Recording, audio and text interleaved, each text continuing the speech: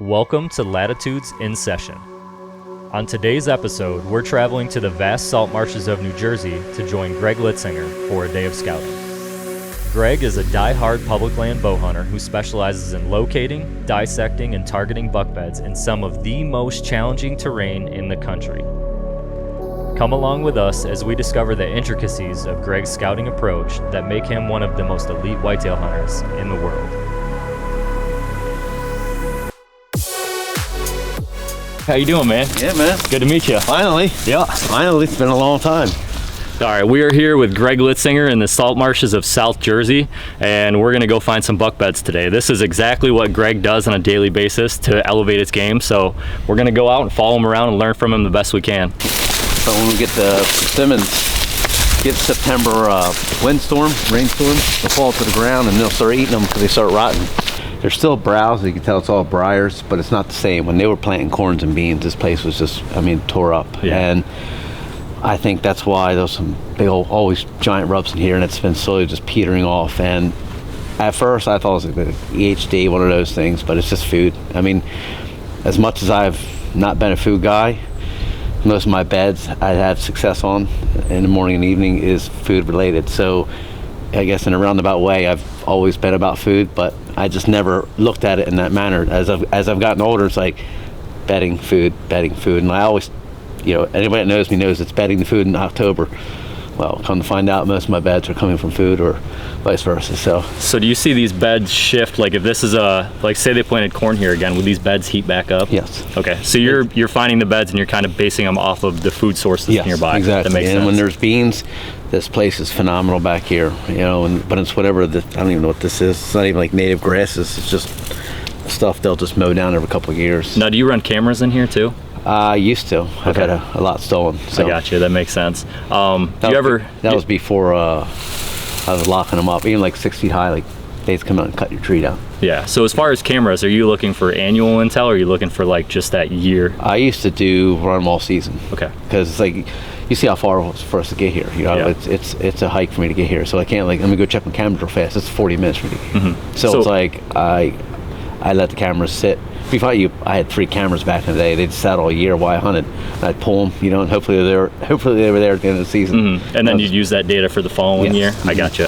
So would you, one thing that I try to do is if I have an oak flat that's hot, I'll take that data and I'll say, okay, that's good data, but next year if the oak flat's not hot, that data is probably not accurate. Exactly. But in 3 or 4 years, maybe it's accurate again. Yes. You're doing the same thing. Same exact thing. Okay. When crop rotations, I know when there's beans, deer do this. When there's corn, they do this. When it's this, they might come through here, but it's only going to be in that chasing phase in the November 12th, 7th, 12th range when the bucks are really moving. So it's like you got to, it's probably why I'm a terrible rut hunter. I've never seen the time at this right. It's like when it's like this, it's a good place to hunt, but you got to do 3-4 days same spot, and just like in the mountains, like you just got to be there. And it's like if you don't get the right 3 days, then it's a long 3 days. Yeah, that makes sense. All right, let's go get some beds. I'm pumped. When this is an ag field and you're targeting those beds, how far are these beds away from this field? This one's 40 yards. 40 yards. That's so close. They're going to be out here feeding, right? Mm-hmm. So what's your thought process on trying to kill that deer? In the morning, it's almost impossible unless you come in by canoe, which I have. There's a little path over here, but it's still a lot of work because he could come in this way or this way. It's a great evening spot because all this, it's just does. I'll blow it out. I don't care. I sneak up along. I'll jump down in here, go to my tree, and his bed's right over there. The way the wind's kind of going, like a southerly based wind's going this way, and with that thermal pull, because kind of dips down, he comes right up to that point. There's always a scrape there. There's always big tracks there. So you have one point where he comes out and he checks and he kind of can scent check everything. I used to run a camera there. He never broke gray light out of that corner, and that's right where I could shoot him. So it was where the camera was is where I could get a shot off. He never broke gray light. He sat there till dark before he came out in this field. That makes sense. Now, are you finding satellite bedding in all these thickets? Yeah, I'll blow out deer on the way in, but it's one of those things. It's like I got to give up that to get to this, and then it is what it is. So you bump a group of does towards that buck's bed. What's your thought process? Usually, believe it or not, the first time I did it, they ran up towards that road this way. Next time up towards that's their escape route, is away from this. because I don't know, maybe it's from bird hunters or other hunters, but they run away from it. They don't run because there's really nowhere to go. It's a giant open marsh and open water right up here. Yeah. So there's more woods this way. They can loop back around, safety and cover. That makes Here you're kind of limited. It's like, they're bottlenecks down real short, real tight up here, real open, and you got marsh behind you. So Now, if they did bump that way, would that deter you, or would you just continue on with the hunt? Do you feel like a buck's going to trust the does, or do you feel like he has to kind of see it for himself? if they're booking, then I'll probably back out. Okay. Yeah. It's one of those things. It's like, because they're pretty much going to run right by that. In this southerly based wind spilling this way, they're going to run right by him. And if they're running, he's like, well, I ain't going this way. That makes sense. But then same time, I'll backtrack and try and get up over here, because he might avoid this but exit the bed this way. That makes sense. Yeah, the bed is pretty much over here. It comes up on this little point here. It comes right up on this point. And with that, you can tell we come down, got high and down low. Yeah. And thermal draw is really nuts because there's some marsh. There's a lot of mud flat. So it heats up. It's going to pull all that thermal, plus your wind. It's almost a bulletproof setup for that buck. It breaks there. I literally hunt right over here, and it's like I have a 15-yard shot, and that buck's never broke gray light in this field. So you're bedded there, and he's kind of like J-hooking into this scrape, and you're right there waiting on him? That makes a lot of sense. But you can tell he's got a little bit of frag here. Oh yeah. Coming out on the ground from the antlers. Anybody that doesn't know that. Explain that real quick. I don't know what you're talking about here. He's a frag. Okay. Now, in theory, is as wide as this is probably from a wider buck. As he's coming through, it catches on his antlers, and he pulls it up out of the ground as he's walking. Not always, but it's a good indication. If you start finding stuff like this, it's usually a wider buck. And so he's pulling that right out of the swamp in his antlers. He's carrying it with him to come out, and it's the coolest thing when you see it, because they'll have I've shot bucks before, because they come out and they got nothing but reeds. You just shoot them, because it could be a monster, it could be a little, and then you find, you're like, that's a nice buck. It's not the one I wanted, but I've let bucks pass, and it's like, because they got just this ball of reeds. They shake it off, and you're like, I should have shot that. He was like right here, and you're like, so it's like every time that happens, I'm shooting you. That's awesome. Roll the dice, and hopefully it's a big one. I mean, that's a really good point, because I walked in here and you said there's frag on the ground from antlers, and I was looking around and I had no idea what you were talking about. And if you get like the big clumps, you'll see like a bigger deer can carry a lot more than a smaller deer. Like I've seen deer come through, literally it looks like a wig. It's almost like dreadlocks. You can't even, like, they're just walking blind, and they shake it off, and it's such a cool, anybody that hunts cattails and marsh knows exactly what I'm talking about. Yeah. So the transition line would basically, you're checking for little details like frag that fell off antlers. So like the trail going to that food source, you could find the same thing, right? Yeah, exactly. And now, have you ever paid attention to, let's say it's wet? Yeah, right. If it's new, fresh, check at the bottom. Yeah. You'll see it sometimes. If it's from today, it'll be close. And you're where you need to be. That's awesome. I mean, I've never considered looking on a transition line for any sort of anything like that. So that's huge. You like on a buck trail going through the reeds, doe trail will be like this because you slip through. A buck trail will be more V-shaped, and everything will be broken off here because you have, especially bigger bucks, he's coming through it. Over time, he's wearing that stuff down. It's breaking off. If they don't pull it out, it just breaks it off, pushes it over. So if your trail's kind of V-shaped and some of the reeds are broke off this way, a buck most likely has come through there. Now, what's a better correlation of a buck size, the height of that or the width of that? The width. The width? Yeah. The width. You'll see, like there's some areas here in Jersey, it's really, jeans are really wide. So buck trails are like really wide. No, it's wider because all the stuff gets pulled off the roots, and it's just, especially if it's well used. I mean, it's like you're sinking down, up to your middle of your calf, because they're just steadily pounding it in the mud. So buck bed, transition line, scrape. Coming up over here, this is a scrape. Usually, this is where he comes up. You got an ag there. We got a south wind right now. It's blowing right to this scrape. He's going to come in almost in a cross trail in a way, and you got some oaks. There's a couple white oaks. So when all the thing lines up, like this place is a phenomenal place to hunt. You got acorns there, over there. You got ag. You got cover, security. I mean, look at all that cover you got. Yeah. Plenty of security. thermals. So even though the ag field's only 80 yards away, you could be totally out of the game if he hangs up on that white oak right there. So you're trying to shoot that first white in this. As soon as they break mainland, that's where I personally want to be. Okay, that makes perfect sense. And it's a double-edged sword. I've been setting up at 2 o'clock in the afternoon, and I've had mature bucks come out. Okay. So that's when I know, like, I'm really close to their bedding. Like, they feel comfortable if they're coming out at 2 or 3 in the afternoon in October. And, like, that's the worst, because you get your first step, and it's like, then you hurry up in a mad scramble, like, get the other, you know, and you try to jump up in your stand, and it's like, I've had them come. I mean, you can see how close this is. At 15 yards, you got to shoot a buck, and you're like looking at your bow, you're hugging a tree like this, and you're like 30 minutes too late, you know, and that's 2 o'clock in the afternoon, which is nuts when you think about big bucks don't move till dark. So that bed is, how far is the bed? It's gonna be right, pretty much just right over there. 80 yards? Yeah.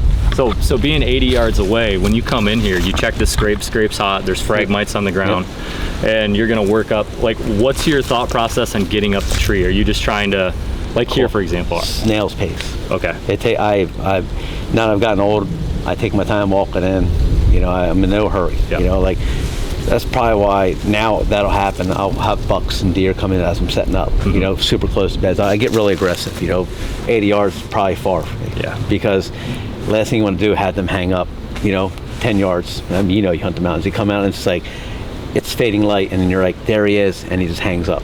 Yeah, I'd rather push that envelope and roll the dice, get super aggressive. Really quiet. Yeah. But get up one of these trees, I might even be two sticks high. Yeah. But it'll be the quietest 2-stick setup on the planet. I like that. I try to do the same thing. I try to be as quiet as possible when I get set up. You know, I've hung off the tree for like 2 hours before, 80 yards from the bed. And that's the worst. And like, I've been in here and I've seen them get up off this point over here and then just mill around and just go that way. You know, it's like all the conditions are saying he should come to this, but he's like, you know what, I'm gonna go that way. And then you're like, well, all right, that's cool. You know, it's like you watch him walk off and you're like, I would have shot that deer. You know? So what do you do in that case? Are you trying to, I mean, you don't want to go blow the whole field out, do you? Or do you have to? Yep, there's any way out. I mean, that's why I've come in like boat. It's pretty, you can sneak in and out, you know, and not cross as much. Because here, like, what you walk through, you're just contaminated, is what I'm saying. That deer here, for anybody that don't know, New Jersey is a extremely high pressure, populated state, and you can kill 5 bucks. So, good chance the buck you're seeing this year won't be around next year. Yeah. Statistically speaking, every buck that I've killed, I've never seen the year before. You know, very few video, trail camera pictures of any deer I've killed. I see them, I kill them. If not, I'll never see them again. So is this a one and done spot for you? Like, you come in and you contaminate it, and because there's limited access? I'll hit it early season when the beams, something's there is good. Like, I'll hit it early season, and then I'll come back right before the rut. Because I know does are always bedding in here. It's like a little bottleneck area almost. It's forcing movement down. The big buck's going to use, he's not going to use zigzag in the trail. He's going to just walk this edge, scent check and everything, and just go right on up to that doe bedding. And now typically how many spots will you have that set up like this that you can kind of cycle back through? I try to get 2 sits on most of my spots. Okay. You know, especially if I can hit it early season, I'll hit it rut. You know, and then even late season, like there's a couple red oaks, you know, or if I left the corn standing, I'll throw a late season hunt at it. Okay. Because you got so much time that's going by, you know, it's like there's only so many good beddings and food, you know. Like I'll drive through and spotlight. If I see a good buck, there's only so many good spots that I would think that buck would want to bed. Yeah. You know, so. Yeah, that makes a lot of sense. Especially like in January, we don't get a lot of south winds, so if we get a couple warm days, like I'll try and sneak in spots like this, because, you know, northwest, he's not bedding over here because all his senses are pretty much taken away from him. Yeah. So if you glass a good one in this field in the summertime, you don't even have to step foot in here. No. You already know how to kill that deer. Exactly. That makes a lot of sense. And the last time I hunted this, I said I came in by, you know, I think I posted that on Instagram, the other pictures, like the same type of setup. I come up the creek and just bushwhack the trail in August, you know, and you're high tide and you're, you know, waist deep in muck, but it goes pretty much right to the tree. Now, does this freeze in the wintertime? It can. Or late season? Yeah. So does it push the deer out of that bedding? Sometimes. Okay. Yeah, if it gets really icy, they might not venture out in that marsh too much. And you find them like bedded in. Yeah, they'll be more closer to the edge instead of further out. That makes sense. Not always, you know. Yeah. But I mean, I've seen deer fall. Like, it's funny. anybody's hunted near ice, whatever, I'm sure people in Wisconsin have seen that. You know, you're Minnesota, you swat the deer across an icy pond or something, and they just slip and fall. Yeah. It's you feel bad for them sometimes because they'll fall in thin ice in this marsh, and they'll fall in a hole and they struggle to get out. You're like, that tide comes up, you're gonna be in trouble. Yeah. I've seen this in New York quite a bit too, and my marshes aren't nearly this big, they're smaller. But what I've noticed is the points that jut out into the swamp that have your stereotypical bedding have tree stands on it. Mm-hmm. You feel like the deer are evolving and adapting to that? Absolutely. It's and once they know like points are danger, like they'll avoid them at all costs, especially high pressure areas. So to paint the picture here, we have a ladder stand behind us and we have a trail camera right here. And that guy is expecting movement down this point to where Greg already knows of a good buck bed. And Greg's thought process is that he's gonna work in and flank that bed. So when that buck tries to escape and work out towards the field the other direction away from this hunter, Greg's waiting on him. So it's just thinking outside of the box is something that's setting him apart.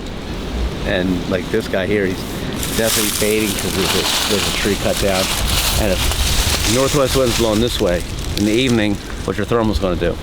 Pull this back. way. Even if you could have a 20-mile-an-hour wind this way, it all eventually is gonna run down into this little pocket right here. And that's where if a buck's gonna come through, he's gonna scent check all this stuff. That makes sense.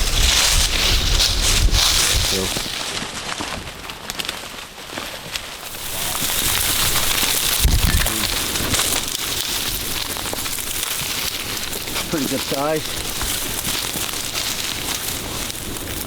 Well, poison ivy too. So I see some hair in there. Yep, there's something definitely still using it. So you find this, what's going through your head? What are you trying to figure out? Why is he bedding here? What wind? First of all, I find a bed like this. Bucks will bed in Cattail Marsh almost in any wind. Doesn't necessarily need to be wind specific in some cases, but we're on the edge. You have ag and you have a bed off the ag. So in the early season, mid October, we get a lot of south winds. This is a great south wind setup. That wind's blowing this way. So if he's coming in this, you got ag where we walk through, say a south wind. He's gonna come down in, probably hook down in to right where we were talking about earlier, and then come right in here, sit here, wind to his back, and watch his back trail. And anybody that's, nothing's coming from this way, you're gonna hear him. Yeah. So even if the wind's wrong, he's always gonna wanna watch how he came into his bed. So he could bed in here in northwest wind. He's just gonna watch where he came in because he know he's safe. He could bed this way, wind's going this way. He's gonna watch where he came in because you're gonna make noise getting to this deer. Yeah. It's not like open hardwoods where there's a lapse. Like it requires noise to get to this bed. Nothing's gonna slip, even coyotes. I've had bucks and deer.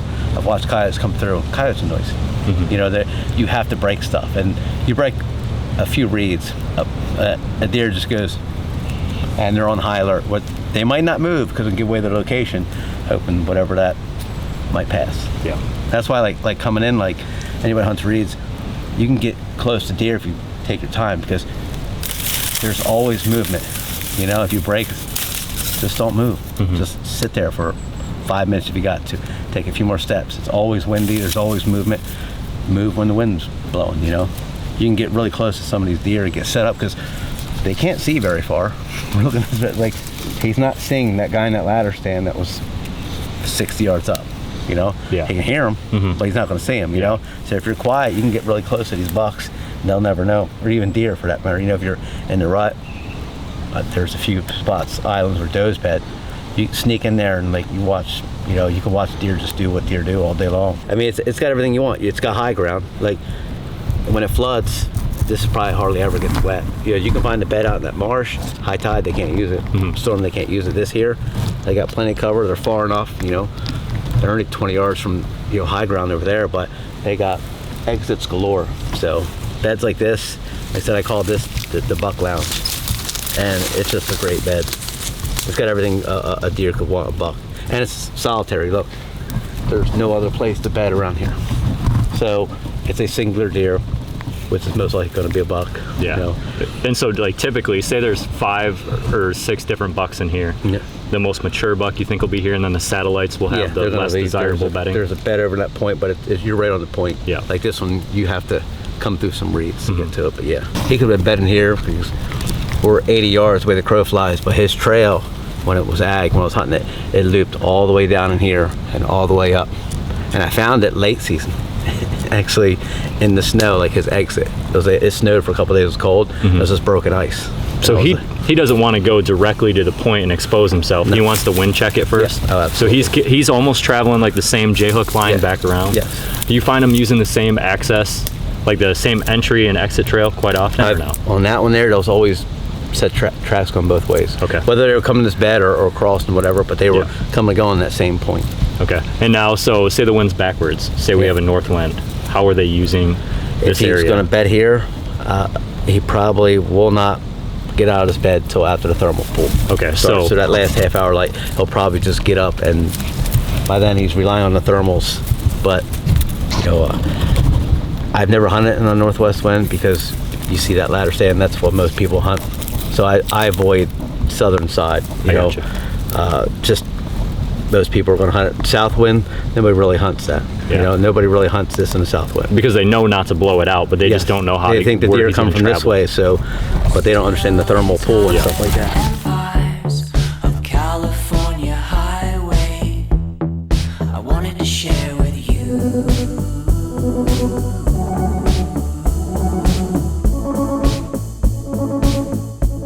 So we're here on a point, and we've got a pretty decent trail running from the point up into this. Like there's a good transition line here. Yeah. So for a rut situation, how would you go about hunting something like this? I'd want to be able to, if I got a few days, like you want to be able to, if I can hunt the same stand 3 days in a row, I'm pretty comfortable doing that during the rut because, you just got to be in there, and here you got a nice little bottleneck transition line area. You got a point, 2 points. It's almost like a little, I guess, be almost like a saddle, like a marsh saddle in a way. And if you could then duck around this way and this way, if you can somehow get into that spot up there, much like in the mountain setup, and be able to hunt without crossing any of these trails, you can get 3 days sits in a row, which is probably what you need in this type of scenario. And so how are you going to get in here? How are you going to access this with a south wind? What's your thought process? We got water, we got paddable water, 100 yards behind, and you got to come through. It's soft ground, but it's not super soft. It's walkable, so you got to catch the tide, ride the tide in all the way up to as far as you can, get in your tree, and then ride the tide back out.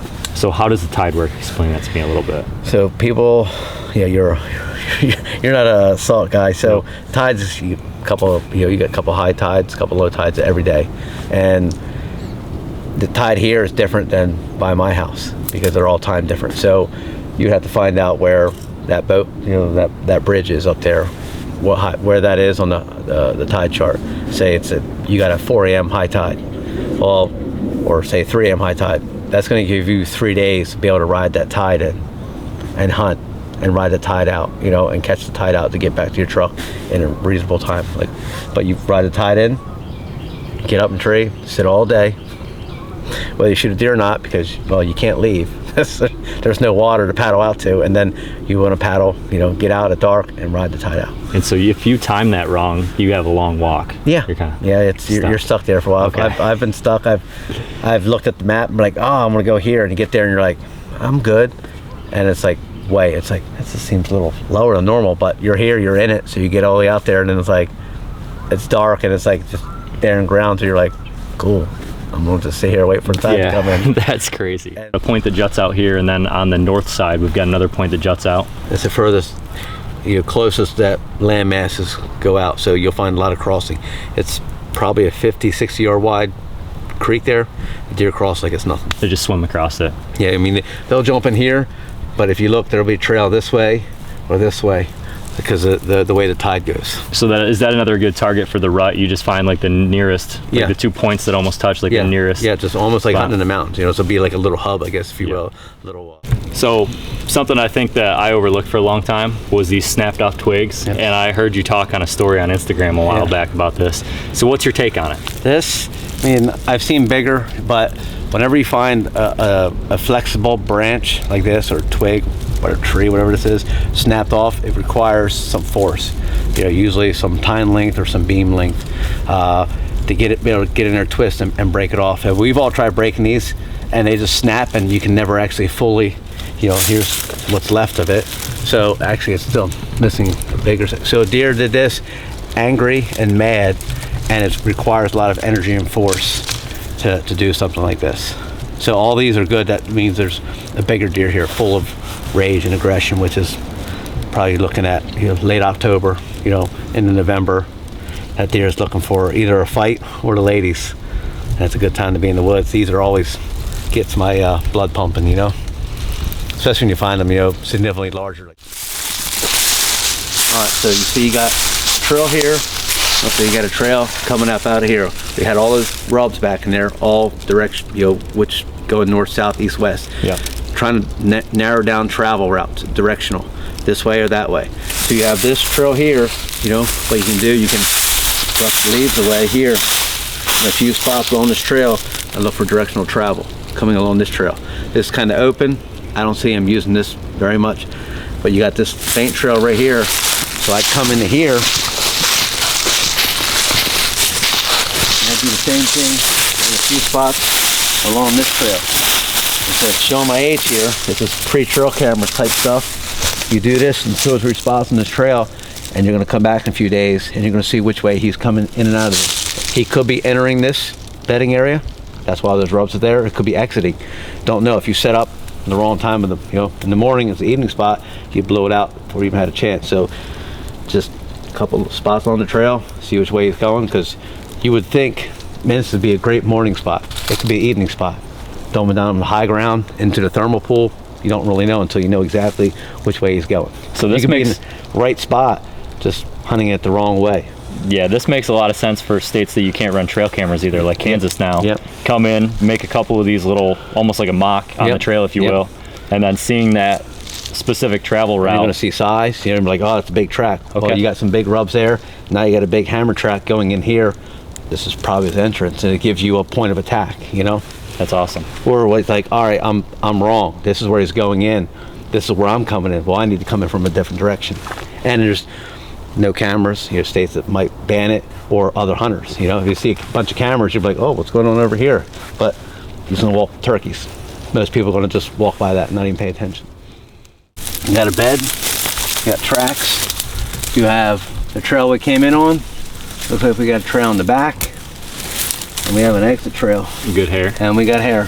So you've got your J hook in, and you think, now do you think he's exiting this, or do you think he's entering this? Well, when we came in, we seen all the reed pile on the outside, so I'm assuming this is where he's coming out. So we come down this access trail right here, and he's bedded there. He exits right here. We can see a couple rubs. And we're 20 yards away from that bed. So how are you killing this deer? All right, so you can see the trail kind of split. Yeah. You got two. You got a trail here, and like a faint trail this way. And you can tell, like, we have all these reeds out here broken off. You got reeds in there. I'd want to be able to shoot into this general location. So I'm comfortable shooting 40 yards. So I would want to look at something that's over here and it gives me a shot to be able to shoot at this trail here or in that little dead spot like over here. Now, that's super aggressive to be able to shoot into this spot. So we're 20 yards from the bed, 40 yards this way. You're putting you at 60 yards. And you can't get up high. I mean, you'd be a stick high, maybe 2 sticks high. What's great about setting up, like with a saddle, because you're setting up tree at, you're facing tree, it gives you a little bit of movement. So if you're down low, you can get away with a little bit because you got that tree protecting you, setting up and everything like that. So getting close on a high windy day, cloudy day, you know, you don't have to worry about thermal pull maybe too much, and you just post up over there 40 yards and really maybe 50 yards. You know, because I don't see him leaving this general area here outside of gray light. He's going to get up, mill around, nibble on some of this green stuff, but if he's been around the block a few times, he's not going to be all the way up there. So you're going to have to go to him. So if you don't kill him here, you're just out of the game. Yeah. If you don't really press it and get extremely aggressive. I would. You know, that's just my style. Like I want to go in like this here. The trail splits. I can control pretty much up to this point. This is all I got. When he starts getting out there, it's like spokes on a wheel. The closer I am to the center, the more I can control it. You know, if we start getting up this way, he might go this way. he looks like there might be a trail over there. So he goes up and goes this way. And if you're over there hoping he's going to go here, and he dips off into the reeds right there, well, all that work for nothing. So you just scouted this spot for the first time. You located some good beds off these points and then a couple lone trees out in the marsh. How are you identifying that there's a good buck here that you want to target? I'm going to wait till about middle of July and start doing some drive-by, checking the fields, because there's beans, I'll definitely check the bean fields because they're going to come out and they're going to be browsing pretty heavily. And then I'll wait for maybe a rainy, windy day, and I'll walk the perimeter bean fields, look for a big track, and try and find that, big hammer track. I don't even need to necessarily see the buck. If I'm finding big, splayed out, heavy mass track, long, wide, everything you want in a track, I'm going to start putting a game plan together. And I'm going to come out here quite a bit more, maybe throw a few cameras up here and there, but try to do as low impact scouting as possible. Okay. These deer here, it's just strange because I've been to a lot of states, but if they're out in the field and if you just slow down a little bit, they get up and they leave. They will not allow you to sit there and, I'm going to glass the deer from the car. Nope. So maybe post up across the street in a stand or something, be able to get a good eye on that deer. But usually, I've been hunting long enough, I can drive by, I can see a buck at 300 yards. That's a shooter. That's all I need to know. I'm not looking for points or anything. I look at him like, that's a big boy, and that's all I need. So then I'll just chip away at it and wait for like a day today. It might rain on us. So if I'm going to get closer to season, I'm going to wait for a rainy day, get out there, and I'm going to do my best to locate his bed till all my scent's gone, and all the noise. If I'm making any noise, it's just eliminated or minimized at best. So in Ohio, I'm pretty aggressive with my scouting that time of year. Like, I don't mind bumping them, and I don't mind really getting on the transitions or close to bedding.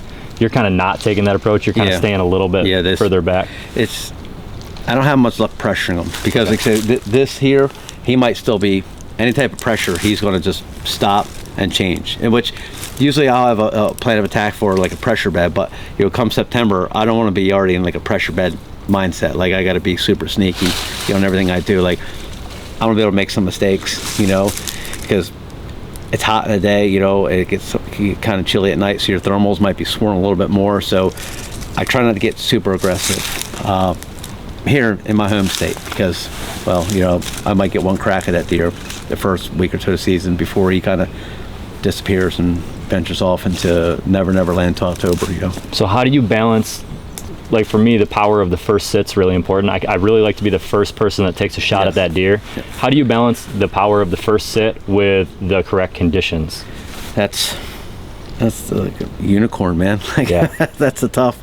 Like, as we've had conversations before, I'm super aggressive. To the point it's borderline careless, almost. Like, I'd rather blow up my face, than me sit back and be like, man, I should have went in on that buck. I'd rather knowing, like, man, I messed that up. And I can live with that than sitting in a truck or sitting at home like, I should have hunted that. Or you drive by and you see like another hunter's truck there or something, and you're like, I missed the boat because now he's gonna blow it out. And he could be a phenomenal hunter. Like, there's a couple guys here that they're really good hunters. They're phenomenal hunters. So if I see their trucks, I'm like, I already missed the party, man. Like, I'm late to the game. And it's like, I don't want to be late to the game. So me balancing out is try to wait for ideal conditions for me, and I'll take some liberties. Like, I'll really get, well, it's a perfect win for a deer, it's suicide for me, my odds are very low, I'm taking it. I'm rolling the dice on those odds, because it's like I said, early season, a few weeks, maybe 2 max, where they're going to be kind of somewhat normal, doing what normal deer do before it's like, wait a minute, I'm out. When's your opener? Second Saturday in September. Okay. So you see like the second week of September to like October 1, it's kind of the same pattern still? Yeah. I'll even get like bucks coming to beans. I mean, one of the buck I killed October 6th, going to beans. Like standing what he did all summer long. And it was like, which is weird because he was a 3.5-year-old deer, but he was just getting his fill on. Like, nobody bothered him, so he was just doing what he did all summer long. But I've also seen where I've gone in and I've had bucks, catch my scent, ground scent, and just never be seen again, gone. So it's like, you don't really know, but I'd rather go down swinging You know, if I'm going down, like I'm going down swinging. like Like that. I'm steering the ship into the Yeah. into the rocks. It's all on me, you know. Yeah. Because you might get one shot at the deer. That's it. So it's like you can put as many variables you want in place. At some point in time, you're just gonna have to go out and do it. You know, if you're waiting and waiting and waiting, you're gonna be waiting a long time. It's never gonna be ideal. Yeah. You know, if I gotta walk through, waist deep 3 yards of marsh, I got no problem doing it.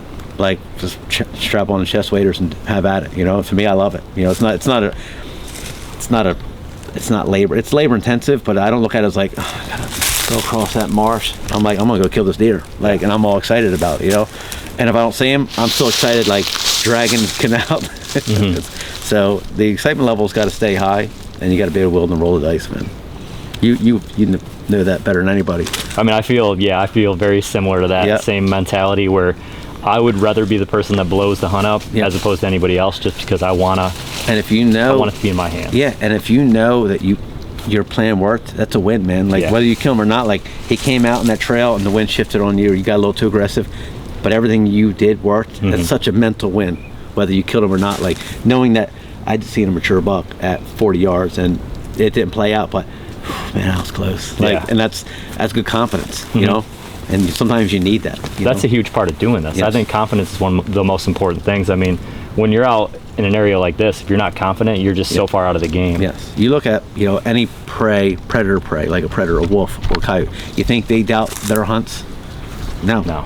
You Yeah, think they're- a wolf's going to like, well, maybe I shouldn't. They're kill mode all the time, 24/7. They don't stop. And you had that same mindset. A coyote's like, well, there might be some. They're constantly moving. If it don't work, they'll just go somewhere else. Don't work, go somewhere else. They don't get disturbed or, discouraged if things don't go right. They learn from it and move on. So how do you keep that mentality up all year? I struggled with that this year. I hunted 70 times and You saw didn't struggle. 6 You bucks. still 70 times. That's not Yeah. struggling. That's discipline. It was. So how do you keep that confidence up? Like, what are you doing to keep that level up? Believing it's going to happen. Yeah, believing in yourself. You have to, for the opening sit until your last sit, you got to know it's going to happen. If there's any bit of doubt, don't do it. Like snowboarding, I snowboarded, and if for a second I can't make this jump, I want to make that jump. I'd fall, get hurt, bust it up, blow out my knee. But every time I believe I'm going to do this, did it. You got to have that belief it's going to work for you. It might take 70 sits, but sooner or later, you keep chipping away, it's going to work.